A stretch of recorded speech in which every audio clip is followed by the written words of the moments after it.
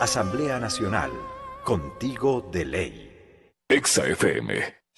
La democracia nos permite opinar con libertad. Defenderla es nuestra responsabilidad. Seguimos presentando la revista informativa Democracia. 8:7. Iniciamos el diálogo ya con el doctor Fernando Bustamante, expresidente de la Comisión de Soberanía, Relaciones Internacionales y Seguridad Integral. Señor doctor, bienvenido, gracias por acompañarnos. Yo le diría la primera pregunta antes de pasar a un tema que es, digamos, la base que queremos hacer de este diálogo, que es las comparecencias y el tema de los DRUF. Pero yo sí quisiera que haga una evaluación de su salida de la presidencia de la comisión y esa sensación, esa percepción de que comenzaron a moverse determinados temas que bajo su presidencia algunos sectores no permitían, como el propio de los DRUF, que se movilicen, que se den trámite. ¿Está bien o está mal lo que le estoy preguntando? Bienvenido, buenos días. Buenos días. Perdone que le diga con toda franqueza, está mal. Ya. El tema de los DRUF se movió durante mi presidencia, se movió ¿Y sostenidamente. ¿Se hizo menos público sería? Sí. Yeah. Porque entre otras cosas estábamos recapilando toda la información documental. Estaba produciéndose información documental que no estaba lista. Había que hacer procesos de desclasificación de documentos, había que hacer una investigación de qué tipo de documentos podían necesitarse, y estamos hablando de más de 12.000, 13.000, 14.000 hojas, ¿sí?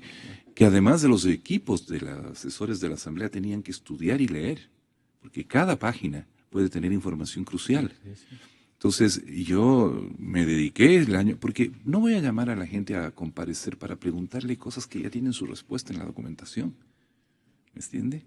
Yo no voy a traer a la gente para hacer el show de que estoy trayendo a la gente cuando las respuestas están en otro lado. Las comparecencias son para complementar aquello que la investigación documental no ha podido clarificar. Para generar incluso las preguntas que ustedes podrían tener. Y además, porque había procesos en curso que no estaban terminados, por ejemplo, los análisis de Contraloría, los propios estudios de la FAE y del Ministerio de Defensa, que de alguna manera tenían que culminar para que pudiéramos tener la película y el desenlace completo, ¿no? Y esto pero solo claro, hasta octubre. Cuando uno dice 6 años, y claro, no es que sea un tema cualquiera, ¿no? Lo de los DRUF, pero claro, han tenido otro tipo de consecuencias. A veces eso ha permitido también que se especule, pero a ver, entonces usted siente que lo que se está haciendo es un poco la culminación de un trabajo ya hecho que ya tiene una visibilidad pública. Exacto. ¿Sí? ¿No había antes una especie de boicot a su trabajo en la comisión? Ningún porque tenían boicot. dudas sobre lo que usted, cómo podría conducir eso. Ningún boicot. ¿No? Ninguno. Entonces, las cosas las llevé de esa manera porque quería ser absolutamente escrupuloso, ¿no es cierto? De que se había tenido toda la información posible por haber. O sea, no quería hacer una investigación ni superficial, ni apresurada, ni por cumplir ante la imagen. Claro, ¿sí? Y lo que se está haciendo ahora es, como usted muy bien dice, la culminación. Se hizo posible hacerlo como lo estamos haciendo, creo que con mucha seriedad, precisamente por ese trabajo preparatorio que se hizo. Doctor Bustamante, entonces uno diría, ¿qué otros temas trató usted en la presidencia antes de ir a los DRUF?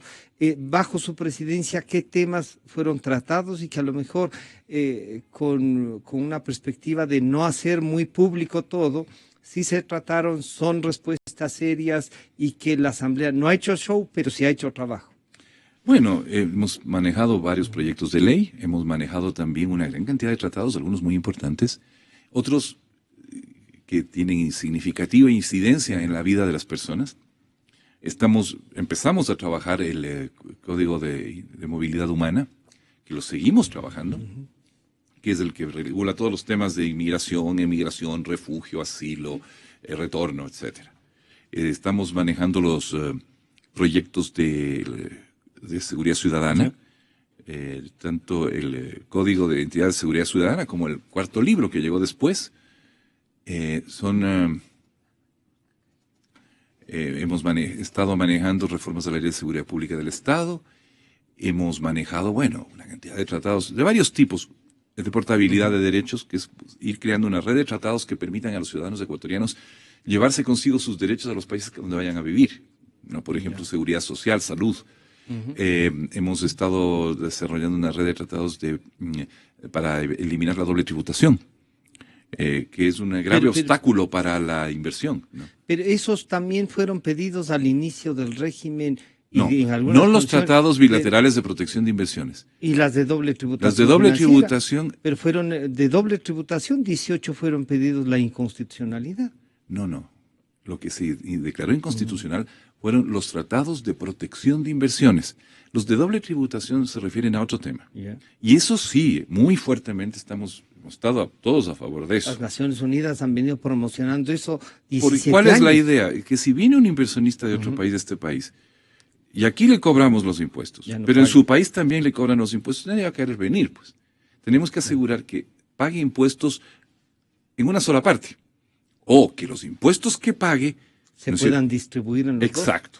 ¿No? Pero entonces, eso necesita el acuerdo con cada país. Exacto, y por eso es que es laborioso, porque son acuerdos bilaterales, con cada país el que ir haciendo. ¿Y las cancillerías las han trabajado? Sí, por supuesto. A ustedes llegan ya los tratados firmados. Para ver si los ratifican o no. Así es. ¿Cuántos se habrán firmado sobre eso? Desde el origen del país. No. En la presidencia suya, le voy a recordar, voy a enumerarlos. Uruguay, Singapur, Corea, China. ¿No? ¿Y que tienen alguna importancia? Usted comprenderá. Sí, no, pero yo me acuerdo de algunos que fueron dados de baja, como el esos son los de protección Francia, pero ahí dice tratados de protección de inversiones. ¿Sí? Es otra cosa, es lo que establece inconstitucionalmente mecanismos de arbitraje internacional fuera de Latinoamérica para disputas entre el inversionista privado y el Estado ecuatoriano. Es otra cosa. Sí. Y eso, más bien, tenemos orden de la Corte Constitucional que se tienen que denunciar. Con lo más bien, nosotros hemos despachado todos. Ahora, el Ejecutivo no los ha denunciado. ¿Por qué razones? Habría que preguntar al Ejecutivo. Creo que denunció uno. Sí, uno. Pero usted podía haber pedido que denuncien o no. No, ya les pidieron. Como la comisión y el pleno de la asamblea. Sí, efectivamente. Bueno, regresemos entonces a la comisión. Llegamos al plano de que entonces el pedido de doña María Augusta Calle de que Fernando esté a un costado para poder que funcione la comisión, 2 meses que no hemos sesionado, parecería que entonces sí dio resultado o no. Lo que dio resultado fue mi decisión de hacerme a un lado para desbloquear una situación, a mi juicio injusta. A mi juicio irregular, completamente. Pero ¿qué importaba más? ¿Mi situación personal? ¿O que todo esto que usted está mencionando, la investigación de los DRUP, la ley de movilidad humana, tratados internacionales, código de identidad de seguridad, se muevan? Yo hubiera pedido, además, el Consejo de Administración Legislativa igual me iba a destituir amparándose en cualquier... Más tarde o más temprano, sí. La mayoría absoluta es eso. Con alguna interpretación legal que siempre están a mano. Siempre hay alguien que ponga una interpretación jurídica para aplicarla. ¿Sí? Claro, lo que llaman interpretación contextual ahora, claro. ¿No? Que básicamente permite cualquier cosa. Exacto, sí. ¿Ya? Lo hubiera ocurrido de todas formas, ya. ¿no? Y además hubiera sentado un pésimo precedente. Yo preferí que no se sentara ese pésimo precedente, ¿no? Porque una decisión del CAL hubiera sentado un precedente, ojalá había que evitar. Como jurisprudencia, digamos. Claro, entonces no se sentó como jurisprudencia en un momento más sereno y más tranquilo, ya tal vez no haya la tentación de hacerlo si vuelve a darse la situación, ¿no? O sea, hay la tentación que no lo puedan hacer porque ni siquiera hay historia sobre ese hecho. Exacto. Entonces yo dije, yo ya he sentado mi punto de vista, yo ya he dejado mi lugar, entonces vamos a hacer, ya que me han boicoteado, porque eso es lo que hicieron, ¿no?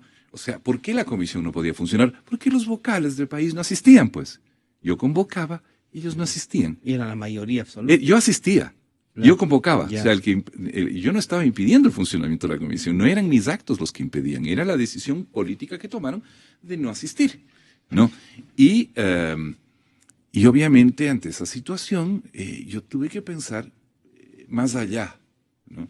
Y obviamente la consecuencia lógica es que el país no tenía interés en contarme entre sus miembros, no me tenían confianza. Imagínense que mis propios compañeros me estaban boicoteando. ¿Ya no tenían confianza? No, y eso me lo dijeron en mi cara.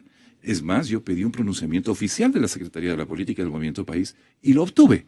O sea, me lo dijeron, me lo pusieron por escrito. O sea, claro, no confiamos en usted. Entonces, ante eso yo hice lo único que podía hacer, que era retirarme, ¿no? O sea, y de la presidencia de la comisión para evitar el bochorno de que cometan una ilegalidad que hubiera sentado jurisprudencia para el futuro, que era preferible dar la chance de que eso no ocurra para que si llegan a esa situación, porque si se hubiera sentado esa jurisprudencia, todos los presidentes de comisión hubiesen amenazados inmediatamente, en vilo, basta que se junte una mayoría y dejen de ir, pero y se alguien acabó. podría decir, pero también el hecho de que usted se haya retirado y haya dado paso a esa presión, les dejen el mismo vilo, porque saben que el rato que les digan, te perdimos la confianza, o se van o les destituyen. O sea, sí, pero ya no es una responsabilidad suya. Yo no puedo ya controlar eso, ¿me entiende? Volvamos entonces a la comisión. Yo creo que lo que tenemos que tener en cuenta es que finalmente, a la larga, se trataba de que, más allá de la situación personal de alguien, que ya había, yo ya había dado mi punto de vista, había sentado mi posición. Una posición ahí. Y eso era lo importante. Y claro, lo otro fue simplemente sacar las consecuencias, ¿no? Sacar las consecuencias que cualquier persona en su sano juicio hubiera sacado. Claro. Doctor Bustamante, entonces uno dice ahí, ¿cuánto de lo que ya estaba avanzado en el caso de los DRUP, que es lo que quisiéramos analicemos un poquito más, se está cumpliendo desde la investigación que ya hizo? ¿Están ratificándose las comparecencias con lo que usted había investigado o tiene elementos nuevos? Hay elementos nuevos, justamente por eso se pide que venga. Si va a venir alguien, ¿no es cierto?, a decirnos lo que ya sabemos, no hace mucho sentido. Hay casos en los que necesitamos que nos confirme algo. Porque queda alguna duda. Sí, o muchas veces han venido nuevos antecedentes, y de eso se trata, de que aporten algo nuevo, y lo están haciendo. ¿Qué resaltaría usted de estos, digamos, de la comparecencia del general Borges, por ejemplo? Bueno, del general Borges, yo parto de la siguiente base. Un testimonio es válido y verdadero a menos que se demuestre lo contrario. Haya razones para dudar, pero quien duda es el que tiene que presentar las razones. Claro, ¿no? Claro. Sí. Peor si es un excomandante de la FAE. Yo presumo que es una persona de gran prestancia para haber llegado a un cargo tan alto, ¿no? Y otros oficiales generales que han asistido también, el general Maya, el general Espinosa, oficiales de menor graduación, pero igual que han dicho que no se acuerdan, que no vieron, que no sabían. Están en su derecho, sí. ¿no? Pero con la documentación que tenemos, cualquier bache de memoria se puede medio subsanar, ¿no? Lo que hemos hecho a este tiempo es, digamos, despejar la mesa, aclarar todo el contexto previo en el cual se dio este proceso de contratación de los helicópteros DRUP, porque hubo una historia de procesos fallidos previos que venía arrastrándose incluso desde el gobierno anterior, ¿no? O sea, el tema de los DRUP, de los helicópteros, todavía no eran DRUP en esa época, ¿no? Todavía no había la marca. Como pero la necesidad de eso la adquisición se venía discutiendo. Lo que fue cambiando es las especificaciones, el número. Al principio era una compra mucho más modesta. Luego el Estado ecuatoriano tuvo más recursos y también más urgencia. El tema de Angostura obviamente cambió totalmente las prioridades. Hizo más apremiante que nunca el tema de tener... Pero entonces ahí sería una política reactiva y no una que habría podido, digamos, hacérsela desde antes para que no nos pase lo que nos pasó. Pero no se hizo y llegado el momento había que hacer. O sea... El ex ministro de Defensa también dice, el señor doctor Sandoval, dice, yo habría preferido estos otros. ¿Cómo toman ustedes en la legislatura cuando el propio ministro que termina en la negociación? No, él no fue. Fue del ministro Ponce. Sí, pero el ministro Sandoval no participó en eso. Pero aclaró mucho cómo se llegó a la situación. Exacto. No, lo que expresó el ministro Sandoval fue lo que a su entender personal era la mejor compra, ¿no? Pero o sea, si hubiera estado en mí, claro, pero acuérdese, pero tampoco podía. Porque los procesos de compra siguen un protocolo. No, y hay una normativa y hay un procedimiento. Quien decide es un comité de contrataciones, presidido por el jefe de Estado Mayor de la FAE, ¿no? A la sazón, el general Barreiro, ¿no? Claro. No es que llega el ministro y dice, verá, a mí me gustan tales helicópteros, encuentro bonitos, buenos, me han dicho que son chéveres. No, porque finalmente un ministro, incluso si es militar, tiene que seguir lo que dicen los especialistas. Claro. Tiene que haber pilotos, tiene que haber ingenieros aeronáuticos, tiene que haber pilotos de helicópteros que puedan por eso en el comité de contrataciones funciona como una comisión técnica que le asesora. Así Hay es. un procedimiento que no es así nomás como cuando usted o yo nos compramos un auto, me gusta. Sí, No. bueno, pero sobre el auto yo quisiera hacerle Sí. escuchar lo que dijo doña María Augusta Calle. Que hemos hecho estas primeras comparecencias invitando a los miembros de las Fuerzas Armadas, invitando a los exministros de Defensa, pero no podemos dejar de solicitar a esta comisión la comparecencia de otros actores. El primero, quienes hicieron el control de todo esto, que es el Contralor General. Tampoco el señor fiscal, que tiene también que contestarnos algunas preguntas para poder hacer informe. Y para mí, de forma personal, no como presidenta de la comisión, como María Augusta Calle, quienes vendieron los helicópteros. O sea, porque resulta que es igual, recogiendo una analogía que se hacía esta mañana, que se decía, yo me compro si no puedo comprar un Mercedes o un BM, me compro un Nissan. Yo me compro un Nissan y me sale malo el Nissan, porque el Nissan es el que se ajusta a mi presupuesto. Yo no tengo que reclamarle a mi marido por haber entre los dos decidido qué auto comprar, ¿no? Sino le tengo que reclamar al que me vendió mal el Nissan.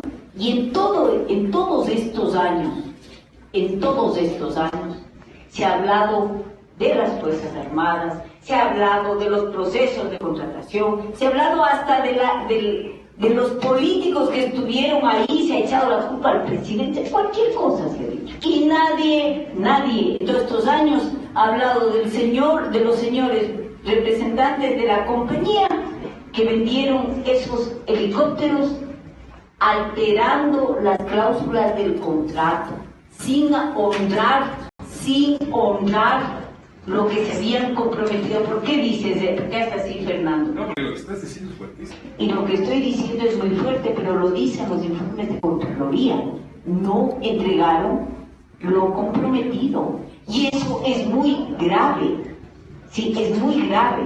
No solamente porque se constituye un perjuicio para el Estado ecuatoriano, sino porque por esa gravedad tenemos muertos, ¿sí?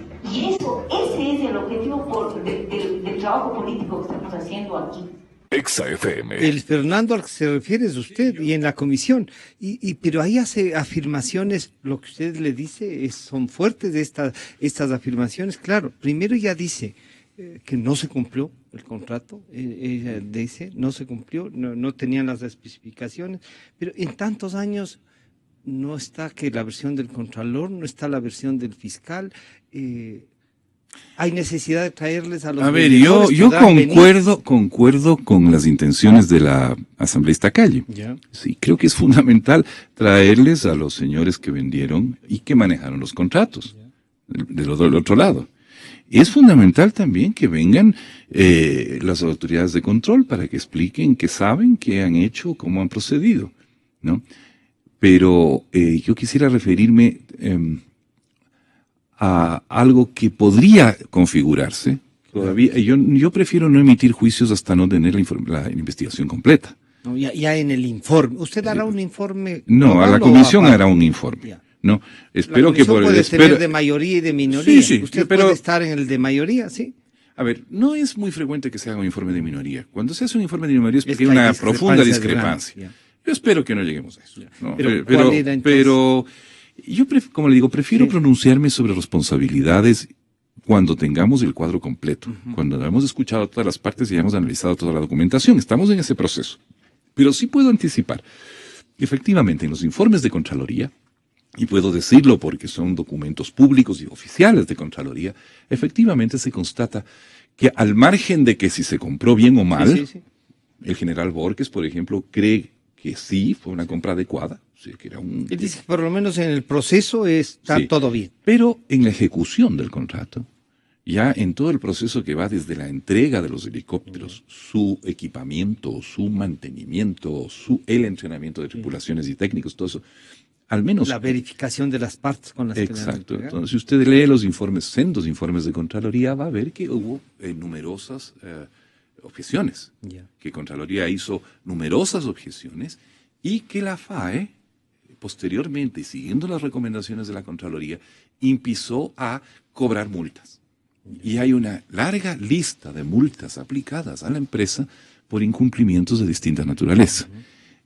Una cosa que tendríamos, por ejemplo, que analizar, todavía no se ha hecho, pero tenemos los elementos para hacerlo, es encajar los accidentes con los problemas de la contratación. De la ejecución. Ya, de la ejecución del contrato firmado y pagado a esas alturas. Claro.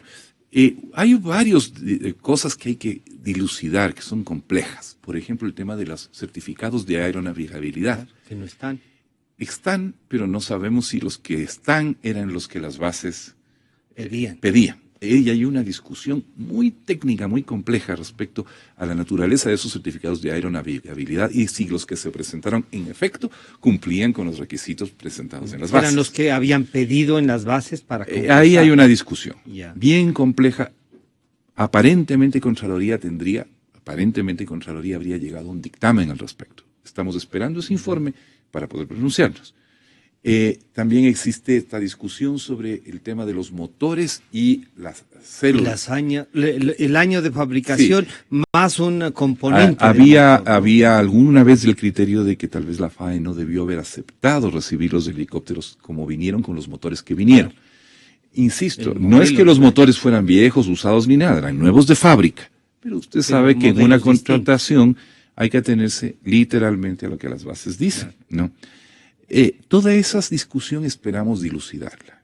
Ya hubo un juicio político al ministro Ponce en donde esto ya se discutió y la Comisión de Fiscalización aceptó las explicaciones del Ministerio de Defensa entonces y dio por buenas tanto los certificados de aeronavegabilidad como el criterio del Ministerio de Defensa de que sí se cumplía con el tema de los años de fabricación o las condiciones de las piezas, de la célula y de los propios motores.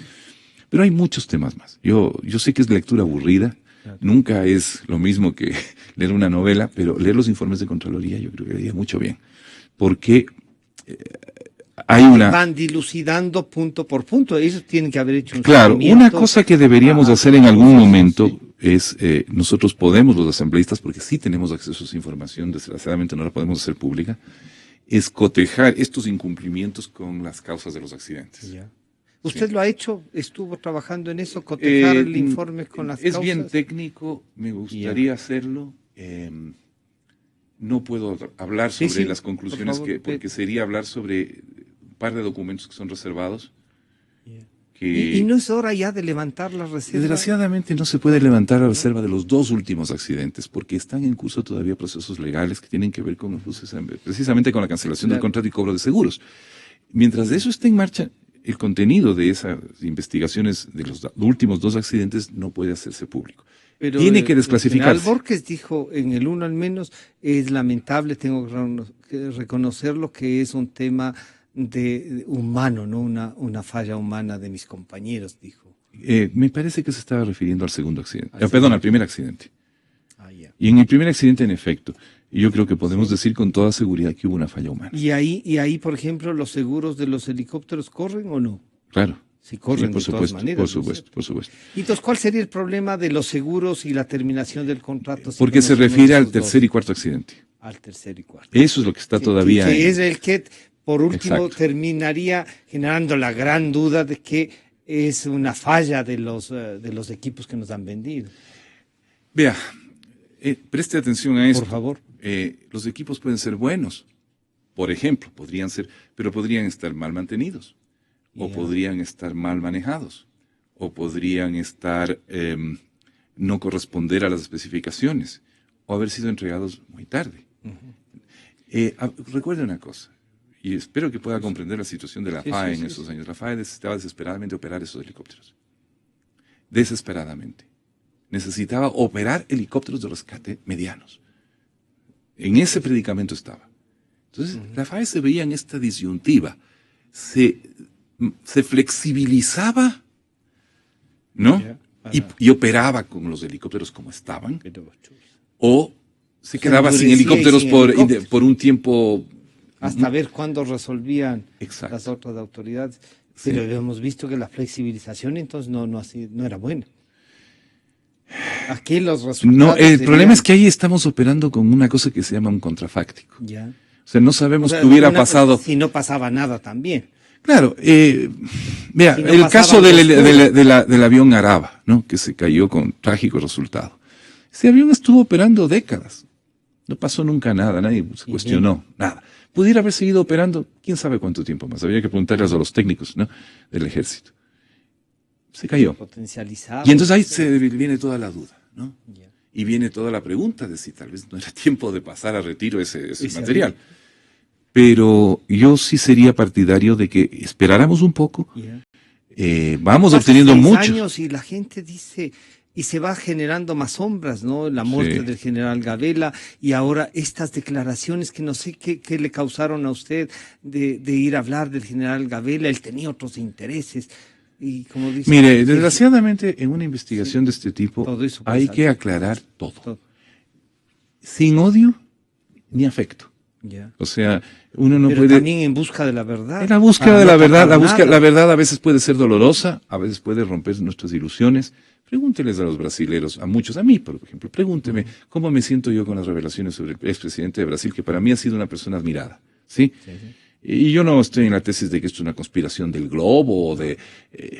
O sea, la corrupción no es deseo que conspiración.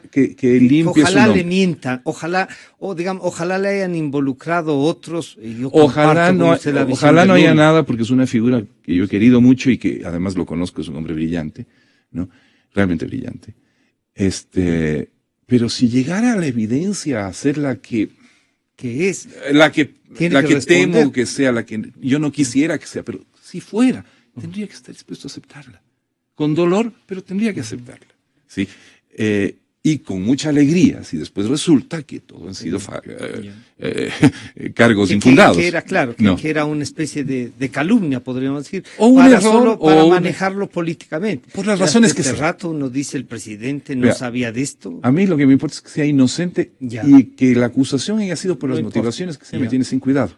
¿no? Ya que si no la inocencia es que es lo que hay que Exacto. rescatar. Pero si llegara a ser el caso, en el supuesto no consentido de que los cargos que contra el presidente Lula se están haciendo fueran sustentados y fueran probados, ¿no? Probados en debido proceso. Claro, sí, ¿no? sí. O sea, no una cosa. No solamente denunciados. Sí. Porque se puede hacer Pues una tendría denuncia. que aceptarlo con dolor en el alma, tendría Claro, que hacerme sí, y decir, qué pena, o sea, se me cayó un ídolo, ¿no? Pero cuando los oficiales, desde generales hasta Sí. los otros, le dicen a usted, oye, es que mi general Gabela era, qué sé yo, grosero y nos dijo esto y nos dijo esto otro y nos confrontó, ¿por qué eso no está por escrito? ¿Por qué no lo pusieron? Pero, ¿por qué tiene que estar por escrito? Si es que hay alguna oposición frente a una orden, A ver, ¿deberían o no responder? yo creo que nosotros ahí pecamos de una pequeña desviación de nuestra cultura jurídica. Ya. Que como venimos de esta tradición inquisitiva Anglosajona, no, la ¿no? latina, Más bien en que latina. toda la prueba es por escrito, Ya. O sea, Entonces, todo tiene que ser probado, claro, sí, pero no. con algo material. no, con algo Ya, escrito. Escrito. ¿No? Entonces nosotros tenemos la obsesión de la prueba escrita. No, Pero un ya. testimonio es prueba. Es claro. que Es sí. prueba. O sea, alguien llega y dice, no tengo un papel escrito, pero voy a declarar Lo que verbalmente. me pasó. Vale. Sí, sí, ¿no? claro. Muchas razones tiene una persona para no poner algo por escrito. La jerarquía, por ejemplo. La jerarquía, no era su obligación poner por escrito. Hay tantas circunstancias que no se ponen por escrito. Entonces, yo creo que en eso hay que ser absolutamente ecuánime y absolutamente equitativo. Yo tengo que aceptar en primera instancia, prima facie, las evidencias, los testimonios que recibo. Si alguien tiene una contraevidencia que desvirtúe lo que ha dicho el puede testigo, presentar. adelante, ojalá, ¿no es cierto? Y aceptar la evidencia. Y ahí sí, dañe o al contrario, reivindique a quien reivindique y a quien dañe. ¿No? Si el día de mañana me llegan y me dicen que fulano de tal ministro, que yo considero una persona así, no era como yo creía, voy a tener que aceptarlo, por mucho que me duela. ¿Sí? Doctor Bustamante, Sí. entonces usted diría, estos van a todo lo que ustedes ya han analizado en documentos, van a tener también estas versiones que no están en documentos. Por supuesto. Segundo. Porque además, ¿por qué traigo a las personas? Sí. Si es que todo tuviera que ser por documentos, simplemente hago comparecer a los Reviso documentos. Y entonces, no comparece. ¿para qué hacemos? Le lee y ve si están certificados y sirve. Recuerde, a nosotros nos cuesta tanto entender el sistema oral, Claro. ¿no? Pese a que ya está implementado. Claro, Era el aunque ángulo esto no es un juicio, Sí, claro. ¿no? Pero No es un está- juicio político. No también es un que se juicio prepara, político, es una investigación parlamentaria. que puede sustentar. Pero para nos el juicio, cuesta, claro, ¿no? A los la ecuatorianos, a investigación. los abogados ecuatorianos, a todos los que hemos sido formados en la tradición latina, romana, ¿no? De aceptar que hay evidencias que no son documentales, ¿no? Y que son evidencia. Doctor Bustamante, ¿usted encuentra en estas alturas alguna vinculación del asesinato del general Gavela con esto? ¿O también falta documentos? Nosotros no falta tenemos, versiones, no tenemos el mandato de investigar ese asesinato. Nuestro mandato es investigar la compra y la operación. Y si y lo- como consecuencia encuentran algo, por ejemplo, el tercer producto de las investigaciones, de la caída de un helicóptero. Sí, no es parte de la investigación, pero cualquier ciudadano que se entera de algo tiene la obligación de reportarlo. Y más de a algo. un legislador. Sí, la en el comisión. supuesto de que alguna cosa llegara a nuestro conocimiento al respecto y fuera relevante y tuviera pertinencia, obviamente tendríamos que encaminarla sin que le responda, porque hay una cosa muy delicada. Un parlamento no puede sustituir a la función judicial. No la No. puede sustituir, pero le puede dar elementos para Exacto. que funcione. Entonces, si llegara a nuestro conocimiento algo que valga la pena, ¿no es cierto? Que tenga cierto valor. Nosotros, yo creo, deberíamos inmediatamente remitir a Fiscalía cualquier cosa. estos Entiendo que informes, Fiscalía claro, está investigando. está en eso, sí. Sí. De hecho, estos informes no podemos hacerlos, los Públicos. conocemos, Pero usted porque sí los están ha en leído. indagación previa, sí. Ya. Están en indagación Pero usted previa. sí conoce los 3 informes de ese Sí, tercer producto sí. que se dice, sí. Y eso Sí, están en pero indagación. O sea, sí, claro, pero no lo estoy entiendo, prohibido de pero revelar su por contenido. supuesto, pero lo que sí confirma es que existe ¿Qué? el tercer producto de, Sí, sí, de ese claro, informe. existe. Sí, Sí, existe. Es un Y informe ya. pericial. Y ese informe pericial con ese tercer producto, yo sé que usted no lo puede decir, pero ¿no les lleva ya a plantear una investigación adicional o puede salir en Todo lo que hay ahí Ya. está en manos Está de en manos, Fiscalía. ya. Cualquier pregunta al respecto tiene que dirigirse Hágale al al fiscal. fiscal a ver si es que quiere responder, sería, ¿no es Sí, cierto? pero estando en indagación previa, y nosotros los Eso parlamentarios no, somos escrupulosísimos en proteger el debido proceso. No generalicen, nos van a decir, doctor Bustamante. Nosotros, Bueno, yo- los parlamentarios, puede ser que algunos no si usted tanto, conoce ¿no? algún caso de alguno que haya Denuncie. Sí, Ya, cuénteme, yo no ya, tengo ninguno en mente ya, este rato. bueno. Al menos entre los parlamentarios. Ya. ¿No? Pero como le digo, si hubiera algo que realmente cambie las conclusiones a las que llegó la justicia a su debido tiempo, obviamente tendríamos que reportarlo. ¿Sí? Pero obviamente por el Usted- conducto regular. Sí. Después de todo el trabajo que ha hecho, Sí. usted tiene, voy a jorobarlo también, tiene la percepción de que esto puede llegar a una verdad, de que, Sí, yo creo que sí. de que podemos limpiar todo y decir esto fue, Sí. y esto pasó, ¿sí? Sí, ¿Cree sí, que sí? sí. ¿Y no habrán fuerzas que no quieran eso? ¿O usted también siente que sí hay? Seguramente debe haberlas. Pero usted no las ha sentido, no las No. ha encontrado, no las ha visto, No. y entonces está funcionando bien. Sí. Y La debo de verdad la indicarle conocer que los y- ministros de defensa en su debido tiempo, los que han estado en esto, básicamente Fernando Cordero, la ministra de Justicia, el Contralor, todas las autoridades han colaborado con absoluta lealtad. Han sido extremadamente abiertos y han facilitado el trabajo de la comisión de manera extremadamente diligente. O sea, no hay ningún asomo ni atisbo de ningún intento de cambiar las cosas. frenar, de que Nada. no se investigue, sí. No. Y el presidente de la a usted República le lo queda mismo. la Sí. conciencia tranquila de que la investigación que estaba haciendo, hasta cuando la ha entregado, estaba correcta, estaba avanzando bien. Así es. ¿Qué Lo que espera pasa usted? es que muchas Sí. veces la gente se impacienta, Claro, sí. pero Un tema así. el problema es que siempre hay un trade-off, ¿no? Hay una. Ya. Yo quiero que resultados pasa- rápidos, el resultado tal vez no es tan seguro. Ya. Lo que No. pasa es que la justicia que tarda no es justicia, se dice, ¿no es cierto? Sí, pero nosotros no estamos haciendo justicia, estamos haciendo una investigación parlamentaria, que es Pero una que figura un forma poco parte, diferente. sí, pero forma parte de la justicia, pero la impunidad es injusticia. A ver, yo creo doctor. que forma parte de la transparencia. Ya. ¿Ya?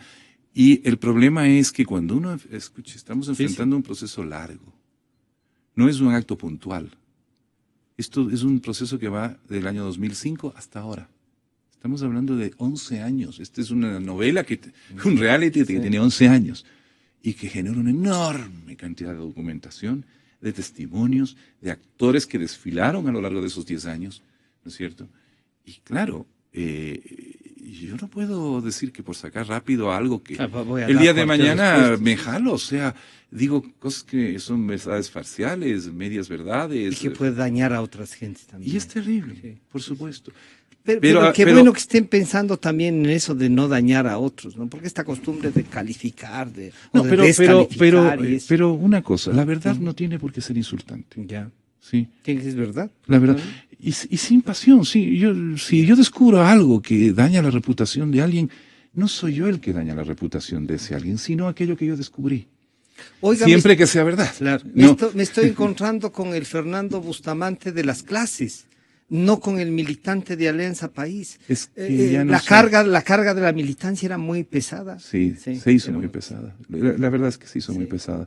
Y debo decirle, aunque esto puede sonar a jactancia, y espero que me perdonen si suena, que ahora me siento realmente bien. Así está más liberado. Sí. Liberado para poder incluso recapacitar en lo que respaldó. Liberado incluso para apoyar las iniciativas del gobierno, porque mi conciencia me lo dicta.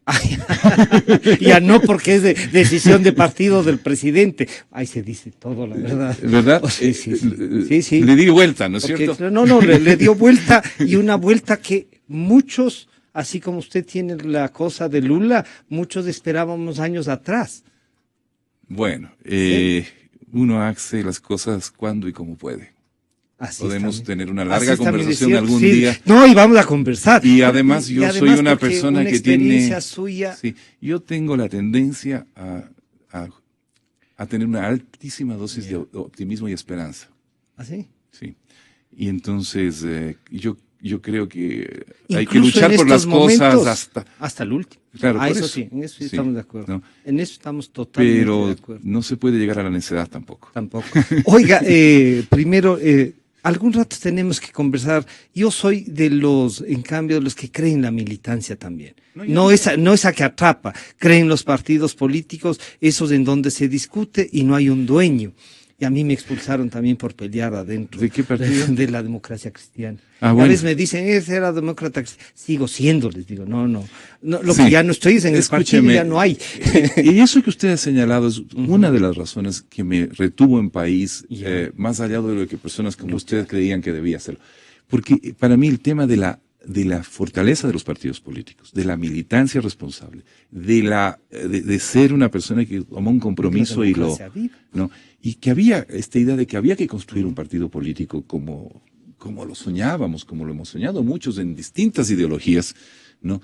Eso era un desafío que era muy difícil darse por vencido, porque era un compromiso tremendo, porque en este país hemos tenido ese déficit de partidos políticos, de partidos consistentes, con visión de país, con representatividad, que den identidad a las personas más allá de la coyuntura, que no sean partidos de quita y ponga, ¿no?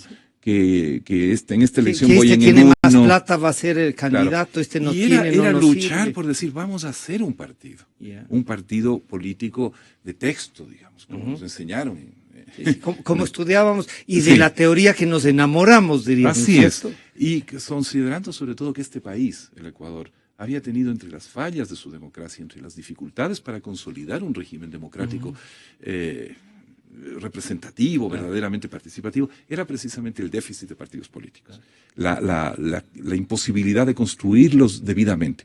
Entonces, claro, el compromiso con país era eso, y era muy difícil confesar un día, a pesar de todo lo que pienso y siento respecto, parece que no era suficiente, claro. Que no se fue por ahí, digamos. La verdad es que lo que tuve que confesar es que no se fue por el camino al cual yo había apostado. Claro. Yo insistí en que había que ir por ese camino, nos sacaron del camino, se quedaron, yo diría, con el partido, gente a la que aprecio, respeto muchísimo, que reconozco que ha aportado, pero que en cuestión de hacer un partido político, no trabajaron en lo que ellos nos habían dicho que había que hacer, porque eran los ideólogos, ¿no? Y resultó que por eso que nos enamoramos para militar y para hacer política, nos dijeron, no pasa por ahí, estos son otros mecanismos más prácticos. Sí, lo mismito. Oiga, pero uno de los esta compromisos de la reflexión, Revolución Ciudadana era romper con las prácticas político-partidistas del pasado. Pero eso no significaba romper con los partidos ni destrozar las ideologías. A ver, yo personalmente creía que los partidos estaban destrozados. Estaban destrozados. Aunque existieran como estructura, estaban moralmente destrozados, estaban destrozada su legitimidad. Por eso es que el discurso contra la pedocracia pegó tanto. Claro. No nos olvidemos que venimos de un eso. acto publicitario también. Y la gran oportunidad que tenía el país era decir, nosotros Acá hay sí lo algo podemos distinto. hacer. Ya. Sí. Y lo triste, lo doloroso y lo lamentable es confesar al cabo de 9 años que no se pudo. Que las viejas prácticas, que las viejas maldiciones siguen, de nuestra historia Ahí política siguen, volvieron a apoderarse de nosotros y nos llevaron por un que va camino. corroyendo todo, ¿no? Quizá esto de los oportunistas políticos, muchos de los que a veces nos critican la militancia, eran militantes compañeros de partido y están en el gobierno actual, pero nos critican haber sido demócratas cristianos. Y ellos disfrutaron del poder cuando nos sacaron de los partidos. Yo no sé quién disfruta del poder. Mi experiencia es de que no ¿Que se no? disfruta mucho. Es un peso muy Yo grande. creo que algunos de los que están sí disfrutan. Bueno, yo no sé, tal vez. Para mí el poder es una losa pesadísima. Doctor Bustamante, es riquísimo conversar sobre estos temas, pero yo quisiera volver en cambio al tema internacional. Hemos tratado el tema DRUF, pero este rato luego lo vamos a tratar con otros 2 expertos más. Pero yo quisiera ver su visión sobre este del acuerdo de paz entre el gobierno colombiano y el ELN. La Asamblea Nacional debería involucrarse también en esto que ya el Estado, el gobierno ecuatoriano ha dicho, vengan acá, está libre. A ver, mire, ahí yo sí soy bien tradicionalista. Ya. O sea, las relaciones exteriores, las relaciones exteriores las maneja el Ejecutivo. Yo saludo, aplaudo, o contará con todo mi apoyo, toda iniciativa del gobierno ecuatoriano que ayude a Colombia a encontrar la paz. Y si es con el consenso de Colombia y de las partes combatientes, pues vengan bienvenidos. Si este puede ser el hogar de la paz, más honor para el Ecuador. De su experiencia tanto en el ministerio como en la presidencia de la comisión, las fronteras nuestras estarán listas para un proceso para la culminación del proceso de paz, o hay, como dice el actual ministro de Defensa y ex canciller, tenemos que blindar las fronteras. Yo no sé si comparto ese lenguaje, porque yo no quiero que el país sea un búnker. O sea, después de la apertura que ha habido. No, además. Todo lo contrario.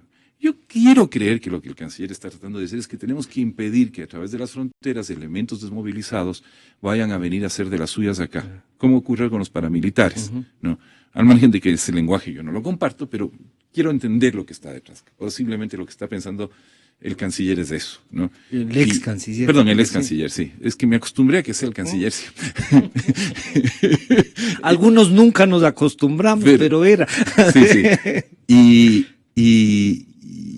Y no puede ser que nos tenemos que meter en como dije, en un búnker.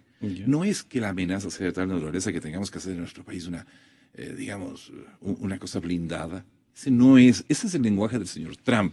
Que quiere hacer una muralla. Que quiere los muros y no los puentes que pide el Papa. Esa frontera, mi esperanza y mi apuesta es que esa frontera pueda desarrollarse. No, ojalá deje de existir algún día. Yo soy más utópico. Un día estamos el sueño de por lo menos. Bueno, el que renuncia a la utopía pues está renunciando, no a Alianza País, a la utopía en realidad. Nacimos juntos.